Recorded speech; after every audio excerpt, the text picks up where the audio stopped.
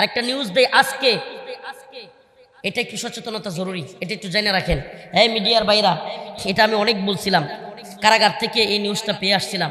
বাংলাদেশ নিয়ে গভীর এক ষড়যন্ত্র হচ্ছে, এটা জানা জরুরি। পরে বলবেন হুজুর আমরা তো এগুলো জানতাম না। জুমল্যান্ড নামে রাখাইন, বাংলাদেশের কক্সবাজার এবং ভারতের ত্রিপুরা বা ওই অঞ্চল নিয়ে নতুন একটা রাষ্ট্র গঠনের ষড়যন্ত্র চলছে এবং এই রাষ্ট্রটা গঠিত হবে খ্রিস্টান রাষ্ট্র। কি রাষ্ট্র? এই রাষ্ট্র গঠনের একটা অনেক দিন যাবত চ্যালেঞ্জ। অলরেডি গতকালকের নিউজ দেখলাম, 21 টেলিভিশন নিউজ করেছে, অলরেডি রাখাইন প্রায় দখল করে ফেলেছে আরাকান আর্মি। আপনারা অনেকেই জানেন যে জান্তার সাথে ফাইট হচ্ছে বিদ্রোহীদের। আসলে মুসলমানদেরকে রাখাইনে যারা মারছিল এরা হলো আরাকান আর্মি। এটা কিন্তু অনেকে জানে না, জানতা না, কিন্তু কি না জানতা না, সেনাবাহিনী না, বরং মুসলমানদেরকে সবচাইতে বেশি ঘৃণা করে এবং মারছিল এই আরাকান আর্মি, যেটা এখন ক্ষমতায় আসতেছে রাখাইনে। এই বন্ডগুলো নতুন করে দেশ গঠন করতেছে। আমি নিউজ পেলাম, সুনির্দিষ্ট তথ্য আপনাদের কাছে বলি। এদের ভিতরে ভারতীয় বাহিনী গোয়েন্দা সংস্থা দিয়া নিজস্ব লোক ঢুকাইছে বাংলাদেশের সাথে।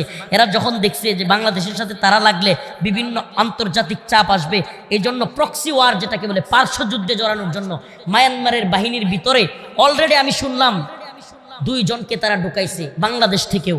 এদের একজনের নাম হলো বীর বাহাদুর কি ওয়াসি সিং নাকি, পার্বত্য চট্টগ্রাম বিষয়ক মন্ত্রী, এই বদমাইশকে ঢুকাইছে। আর একজন হলো সন্তুলাল শর্মা। এরা ওই মায়ানমার সীমান্তে ঢুইকা ওই অঞ্চল থেকে বাংলাদেশের বিরুদ্ধে ষড়যন্ত্র করতেছে। এজন্য মুসলমান ইমানদার যুবক ভাইরা প্লিজ দয়া করে একটু সতর্ক থাকতে হবে। আমি আগেও বলছি, বাড়িতে ডাকাতি হবে, এটা যদি খালি যাই না রাখেন, পরের দিনের প্রস্তুতি এমনি আপনি নিতে পারবেন। আর প্রস্তুতি নিবেন না, রাখাইনের অবস্থা হবে। প্রস্তুতি নিবেন না, ফিলিস্তিনের অবস্থা হবে, কাশ্মীরের অবস্থা হবে। এক কাশ্মীরে 1 জন 2 জন 100 200 না, 10,000 আমাদের মা বোনদেরকে ভারতীয় বাহিনী দর্শন করছে। এটা আমার মুখের কথা না, BBC, Al Jazeera, Washington Post সহ বিশ্বের নামি দামি পত্রিকাগুলোর রিপোর্ট হলো 10,000-এর উপরে। তাও কি এটা 2018 সালের রিপোর্ট, এখন পর্যন্ত কত হয়েছে আল্লাহ জানে। 10,000 মা বোনকে দর্শন করছে। আমার আপনার সামনে আমাদের মা বোনকে দর্শন হোক, এটা চান? যদি না চান এখন থেকে, ও ভাই আমাদের মা বোনদের ইজ্জত রক্ষা করার দায়িত্ব তো আমাদের। ও কেমন ভাই যে বোনের ইজ্জত রক্ষা করতে পারে না? ও কেমন বাবা যে মেয়ের ইজ্জত রক্ষা করতে পারবে না? আমরা প্রয়োজন হলে এই জাতির জন্য যুদ্ধ নিব, অস্ত্র নিব, ঠিকই ঠিক না? আমি তো বলি এই সরকারকে, আমি তো বলি নতুন সরকারকে, আপনারা 15 বছরের ঊর্ধ্বে 30 বছরের মধ্যে যত যুবক আছে বাধ্যতামূলক সবাইকে সশস্ত্র ট্রেনিং দেন। এরা আমাদের কাঠের পিস্তল দেখলে মুত্যা দেয়, অস্ত্রের ট্রেনিং দেওয়া শুরু করে। আমরা ভয় পাই না, আমরা পরোয়া করি না, আমরা আল্লাহকে ভয় করি, ঠিক কি ঠিক না? একটা বাহিনী যুদ্ধ করার দরকার নেই, আমরা বলি না এখনই যুদ্ধে লেগে যান, কিন্তু তৈরি থাকতে সমস্যা কি? ডাক আসলেই যাতে যুবকরা সরাসরি নাইমা যেতে পারে। আপনি পাকিস্তানের লোকে যুদ্ধ করবেন, ভারতে গিয়ে ট্রেনিং নিবেন, কিন্তু ভারতের লোকে লাগলে বঙ্গোপসাগর ছাড়া আর জায়গা নেই। কই যাবেন আপনি? বলেন না, কই যাবেন?